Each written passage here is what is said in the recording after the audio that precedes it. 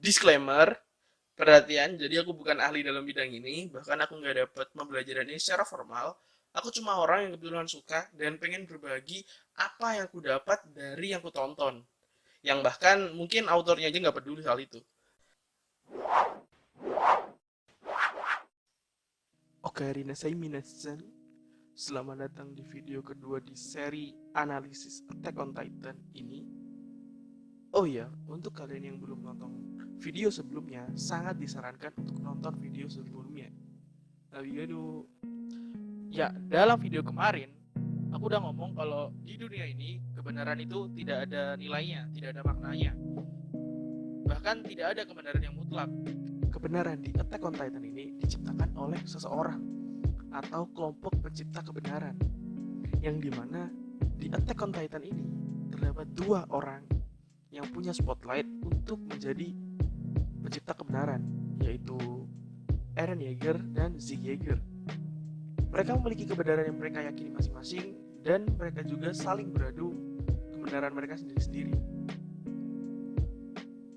Menurut Nietzsche, hal ini didorong oleh sebuah kehendak yang bernama will to power. Secara harfiah, will to power berarti kehendak manusia untuk berkuasa. Tapi sebenarnya bukan itu. Arti sebenarnya adalah kehendak untuk mengatasi segala rintangan untuk mencapai tujuannya. Eren udah sering ngomong loh soal ini, yaitu dia sering banget kan ngomong Susumi Tumoro. Salah.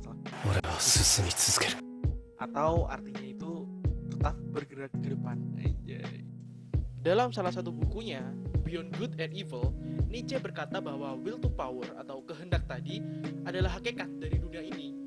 Seseorang yang memiliki will to power akan menerjang semua rintangan, dan di sini rintangan terbesarnya adalah kebenaran.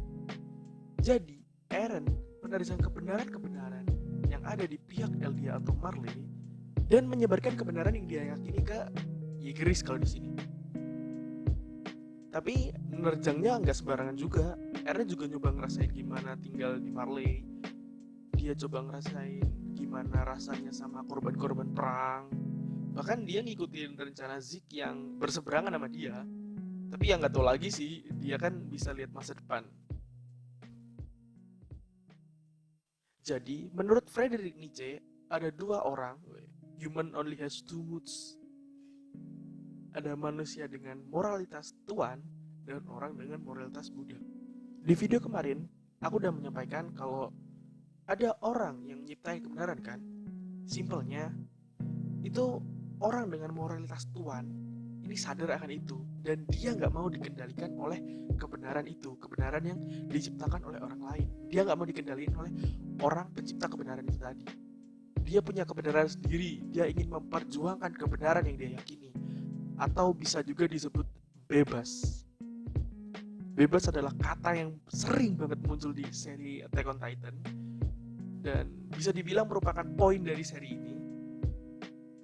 Nietzsche ingin manusia jangan mau disetir, jangan mau dikendalikan oleh orang lain. Manusia harus hidup bebas dengan kebenarannya masing-masing. Hingga muncul istilah Ubermans, Ubamans, Ubermans, apalah itu pokoknya ini.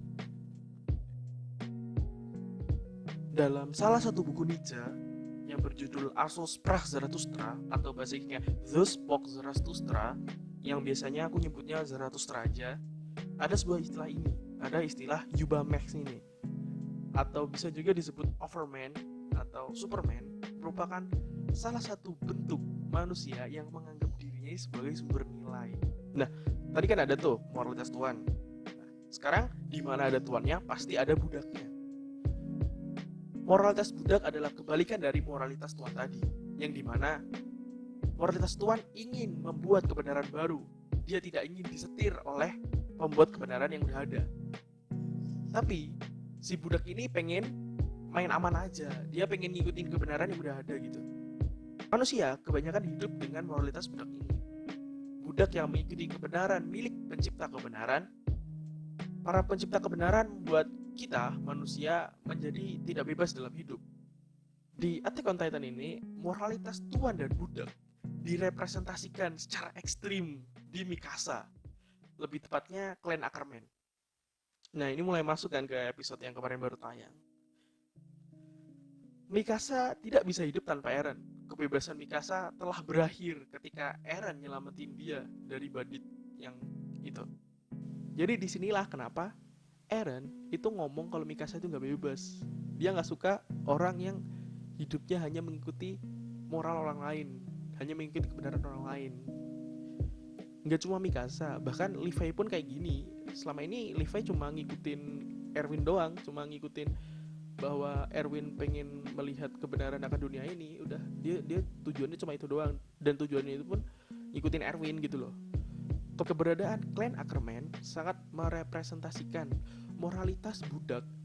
Bahkan Eren pun menegaskan kalau ada sebuah klan yang telah kehilangan jati diri mereka sendiri, tercipta hanya untuk mengikuti perintah, dengan kata lain budak. Apa kau tahu apa yang paling kubenci di dunia ini? Siapapun yang tidak bebas.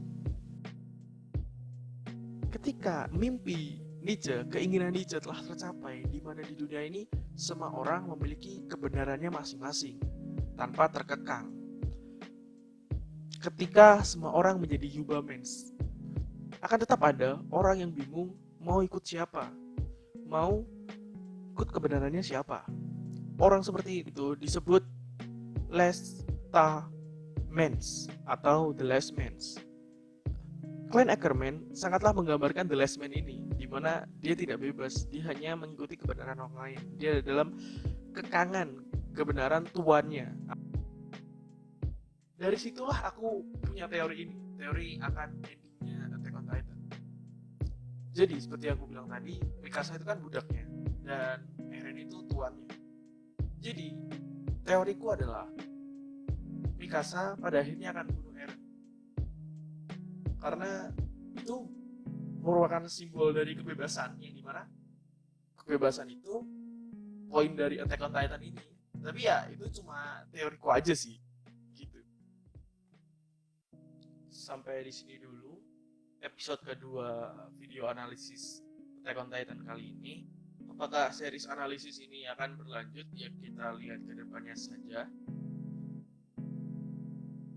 Jangan lupa like, komen, dan tentu saja subscribe, karena ya ini lihat grafiknya nih, lihat, nah itu, nah subscribe lah ya, dan tentu saja share ke teman-teman kalian, share ke keluarga kalian, karena ya mungkin sepupu-sepupu kalian yang jarang kalian ajak ngomong pas lebaran itu sekarang udah nonton Attack on Titan. Ya sekian, aku Cusamu, Jah Matane.